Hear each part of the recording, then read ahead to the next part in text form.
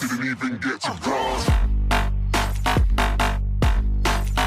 What's going on, everyone? CMShortboy here, and welcome to Wednesday's video. Overwatch has officially released yesterday. Well, technically Monday night, but you know, yesterday was the official release so everyone could start playing it. And here I am telling you guys my opinion about Overwatch. Now, there's quite a few pros and cons to this game. First of all, we're gonna go through the pros. Overall, the game looks great. It has solid gameplay, little to no known bugs at least, and the quality is pretty good overall too. It's got this nice, cartoony, crisp, solid, like 1080p, 60 FPS looking amazingness. Another pro is that each character has a very, very, very distinct personality. You can really see this in their emotes and skins. They each have like, 5 emotes and 10 skins. They're very, very detailed. There's a slight flaw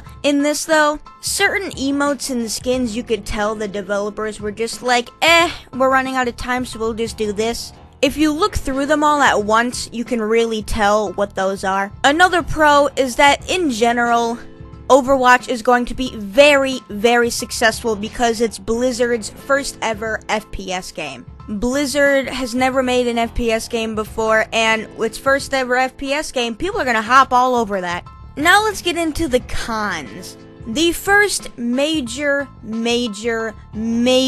issue was that Blizzard literally gave, I think it was 4 to 6 weeks, so a month-long beta for Overwatch. Usually what happens with betas is that the game gets played a ton, and then everybody buys it, and then no one plays it like 3 days after they buy it. Now, things can go either way when it comes to a beta. Let me be more specific. When a company launches a beta, they expect people to try out their game. Keyword, try it out. Blizzard, we didn't want to play your game in full before you released the full version. Same thing happened with Star Wars Battlefront. Everybody played that thing like a good 20 plus hours for the week beta it had. Everybody bought it, but then nobody played it. See, that's where this thing can kind of go back and forth about open betas. Companies can give you a major expectation, you'll still buy the game, but then you won't play it. In other words, the expectation is really high, but your fan base drops off really quick. And this is good for business because people are expecting it to be great, they still want to play it after the beta, blah blah blah, so they buy the game in full, even though they're probably only gonna maybe at the most get a month out of it after they buy it. The perfect example is Star Wars Battlefront and Destiny. Both games were hyped up so much, especially Star Wars Battlefront. It had a week-long beta. I personally did it too. I played the week-long beta. I had a good 20 plus hours in the game during that week beta. I bought the game for $60 and I literally only played it for 3 hours. It's kind of a good business tactic, but at the same time, your fan base drops off really extra quick.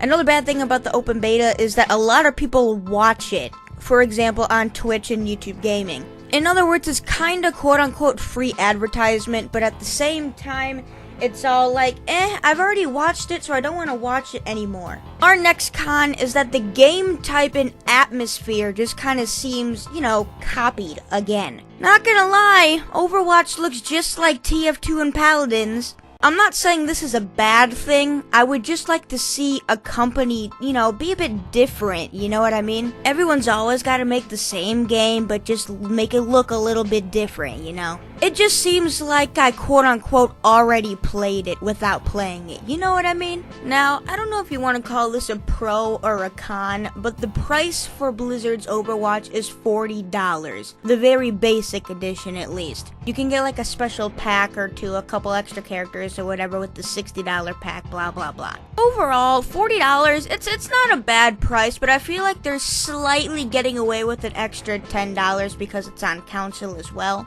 I'm sorry, man, I gotta be a bit nitpicky when I'm criticizing a game, you know what I mean? Especially when I'm gonna give it a rating here shortly. $40, yeah, I'd probably pay it. But, I don't know, it's just the fact that that beta was lasted way too long, and I don't know if people are gonna play it. You know, I don't want to waste $40 on a game that I can only be able to technically play for like a week.